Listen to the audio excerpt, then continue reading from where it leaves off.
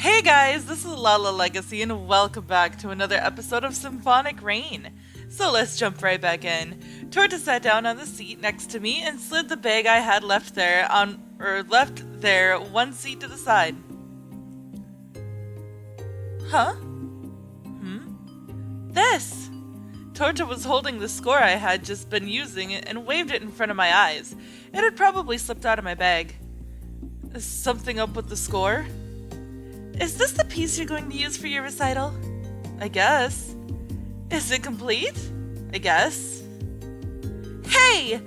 About that I guess signature phrase of yours.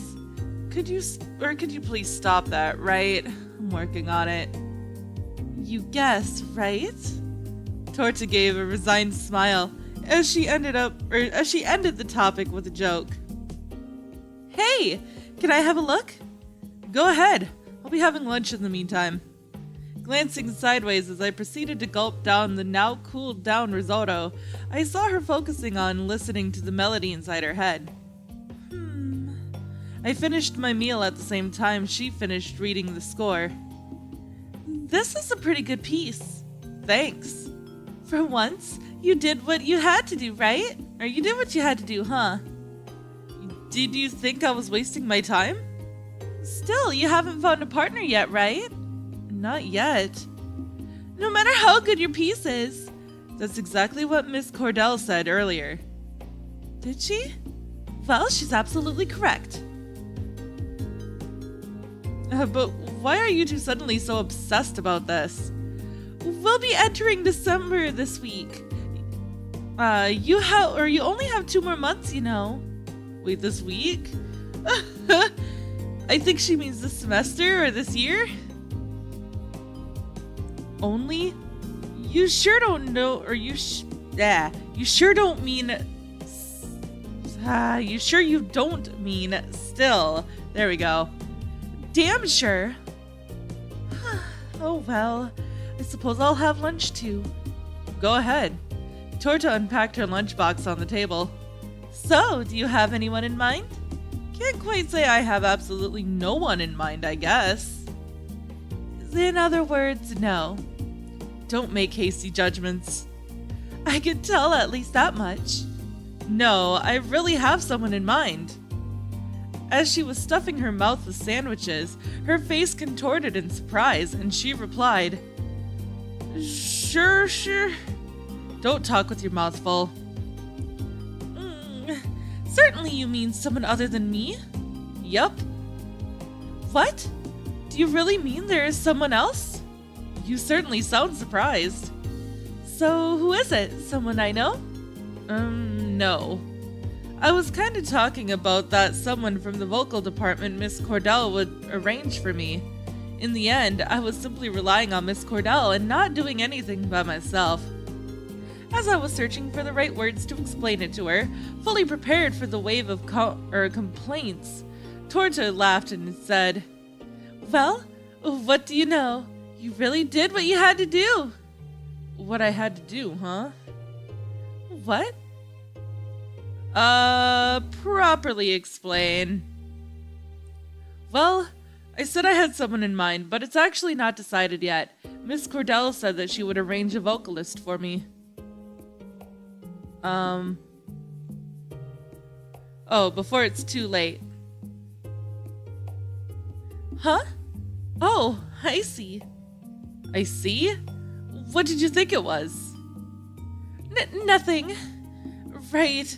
It's not like I was thinking that you believed the rumor and were about to fool around or anything, okay? Hey now. Just kidding, of course. Oh, well, whatever. I let it slide to avoid further confrontation. Huh? Oh, nothing. Whatever. I think it's a good quality of you. What is? That bit of nonchalance you have? What? That's not a good quality at all. You'd be surprised. Okay, well, whatever. But you know... What? I think it's better for you to fix that attitude of yours. Why's that? It's okay if you don't understand. Anyway, what were we talking about again? The rumor, I guess? What rumor? That's what I'm asking you.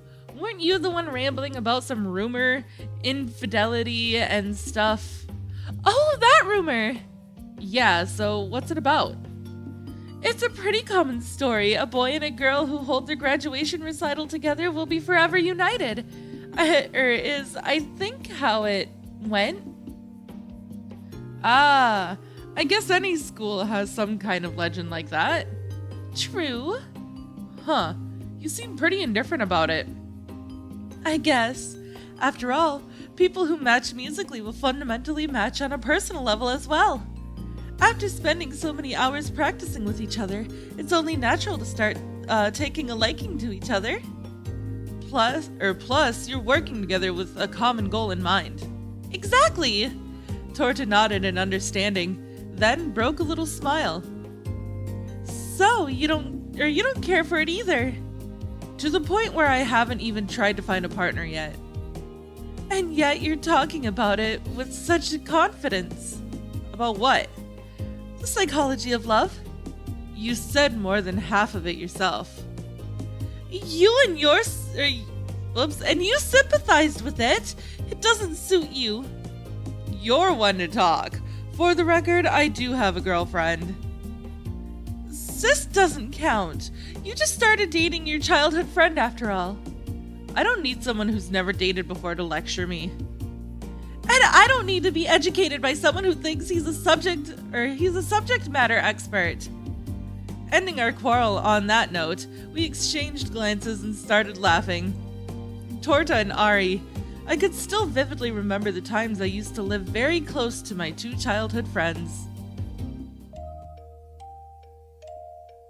A boy and two twin girls, all born in the same year, gradually became as close as family, partly because their houses were close together.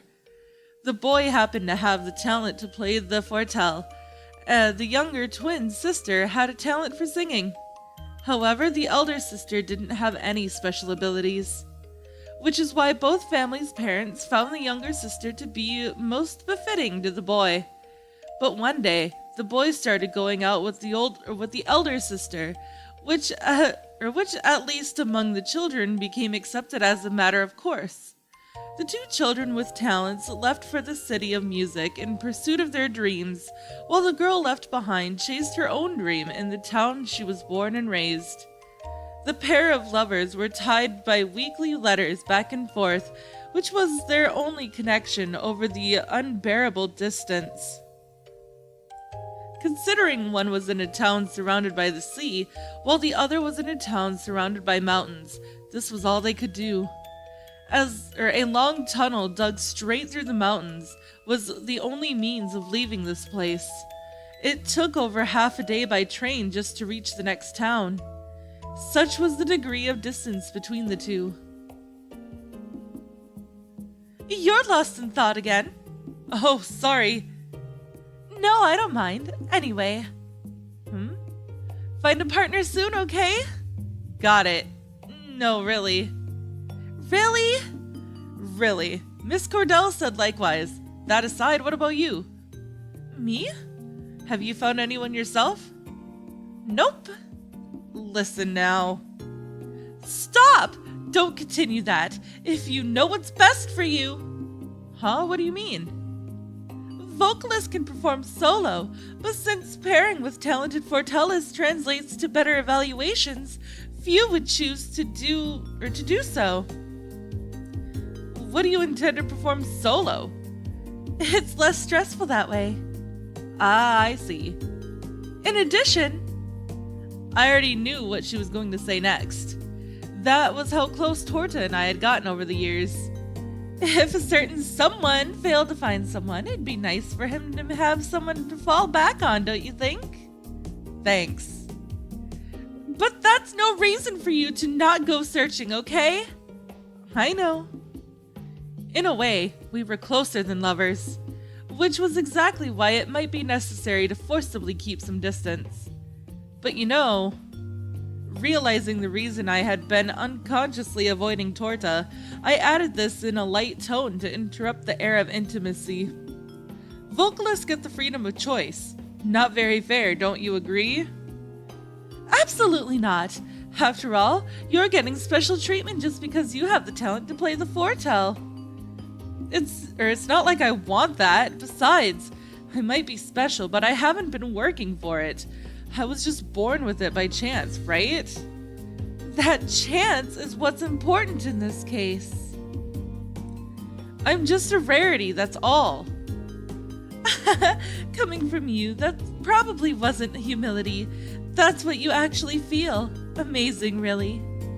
Is that supposed to be a compliment? Maybe not. So which is it? Pick whichever you prefer. Then it must not have been a compliment. Then we'll take it as that. Seeing everything in a negative light is very like you after all. Or our overly close relationship inadvertently made me feel comfortable. I had to sigh deeply to snap myself out of it. Why do foretell players have to pair with vocalists? Because the human voice is what matches a foretell best, of course. I have a feeling I've heard that somewhere before. A feeling? We learned it during class. Really? In our first year, at the lecture on foretell history. What are the chances that I never took that class? 0! Let me ask you, what is your course of study? Foretell. Well, sorry. It must be pleasant to be able to survive in society on talent alone. You just made fun of every foretell student at this institute. Nope, I was talking only about you, who never takes notes and gets on by practical skills alone. Okay, listen. Listen closely this time, okay? A foretell sound is, for better or worse, controlled by one's individual disposition, by one's personality, you could say. Just like every individual is given a unique voice, a foretell's timbre differs between individuals in a similar way.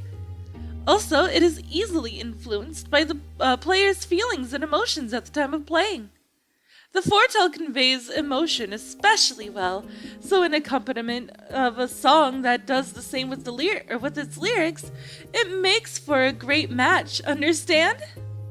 Yeah, I understand most of what you said just now. Okay, good!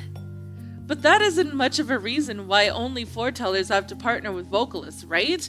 Isn't it still unfair that vocalists can go solo? Huh? Oh, that's what you meant. So you went out of your way to give me an explanation, but the answer was completely off the mark. What's more, you did it in a patronizing manner. Well, yeah, I think that was called for. Huh? Well, why? If you did some thinking, it should have been obvious. It's because there are only a few foretell students here. The vocal department has double that amount. Fair enough. Did you finally come to understand, good sir? Yes, ma'am. Now that you fully understand, you know what to do, right? Yeah, I know. I'll search for someone. Very well. Oh, want me to accompany you on your search? I could ask some people I know for you. Just like me, Torta took classes in the morning as well. Normally, we just parted ways after having lunch together here. Not today. Not for today, I guess. You say that, but knowing you, you probably intend to do nothing at all today. That's not true. I just don't want to rely on you from the get-go. Oh, that's an admirable thing to say. I suppose. Lots of people have been bugging me about it lately after all. Did it hit home when Sis scolded you? That's right. Though I'd be grateful if you didn't give her too much unnecessary information. If this was unnecessary, I wouldn't be going out of my way to write Sis about it. Your graduation is at stake, you know. Any objections? None. Very well. So, what did you mean by not for today? I meant I might ask you some other day. In that case, I'm always available. Just ask me during lunchtime. Got it. Anyway, I'll probably go after I finish eating. It seemed we'd been talking for quite some time, as the number of people in the cafeteria had diminished considerably. Realizing this, Torta quickly tossed the remains of her sandwich into her mouth and spoke to me without bothering to swallow. What time is it? A little past 1:20. Thanks! See you tomorrow then! Okay, see you. Lunch break ended at 1:30, so there was still time for her to make it. On Mondays, close to the end of lunch break, it was not uncommon for the practice rooms to be flooded with students. Some music teachers had come up with the motto, leave your instrument alone for 1 day and your aptitude will fall back by 3, and many have seemed to taken it to heart. Although there was no school on weekends, few students spent their 2 days off playing around. I suppose it showed just how dedicated everyone was to music. Unfortunately, I couldn't say the same for myself. That was why the practice rooms became packed with enthusiastic students from early in the morning, especially on weekends without classes. Sometimes, there would be no available rooms left. People like Torta and I who could practice at home had it easy. Of course, it wasn't possible to sing at the top of one's lungs, although it was accepted to a certain extent thanks to the ethos of this town. Furthermore, the instruments were installed with mutes, so those students could manage somehow. However, the students from the piano department, the institute's largest, and string instrument players didn't enjoy that luxury. As a result, such students, unable to play either at school or at home during the weekend, would swarm to the practice rooms on Monday afternoons. I'm pretty sure that Torta practiced over the weekend as well, unlike me. I was always impressed by her efforts to practice day and night. But despite this, I never felt like following her example. Perhaps it was just a personality difference. With a light sigh, I scanned my surroundings once more. I was sort of limited in my options. I could take a round of the practice rooms, but since I didn't have acquaintances in the vocal department, it'd probably be pointless. The Sena Solo, I think, which students could freely use to socialize, might be the place to go. I suppose I could also ask my friend Asino for advice, or perhaps just walk around with without a specific destination in mind. Well then, what shall I do now? We are going here. I stopped in my tracks in front of the Solo, which served as a social gathering place for students. I rarely ever came here, and didn't have good memories of the times I did. I convinced myself that times like these were ideal for making use of this place, and resolutely opened the door.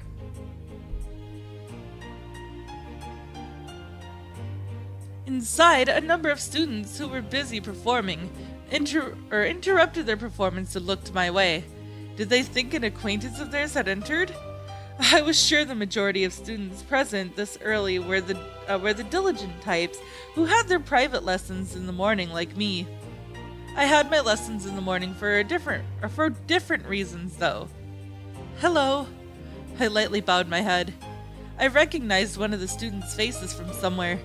Probably someone from the foretell department.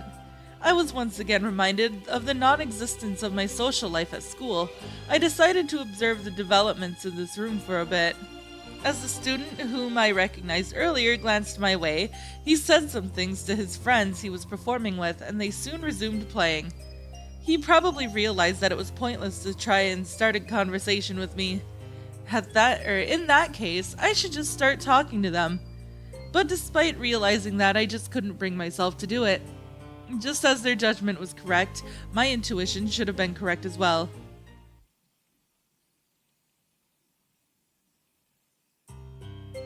As more and more students flowed in, the people performing and people conversing gradually began to spread out over the room, and I, belonging to neither group, was reduced to being a wallflower. Why the heck did I come to a place like this? Right, I came here in search of a partner. I was in this situation right now because I'd been forced to act like I had a place to search in front of Torta. I was painfully reminded of just how alien I was here. I lost all motivation to search for someone, and right when I felt like going home. But that is all the time that I have for this episode, guys. So if you liked it, please give it a big thumbs up down below. And if you haven't already subscribed, by subscribing, you're becoming part of a legacy. I love you guys so much, and I will see you in the next video. Bye-bye!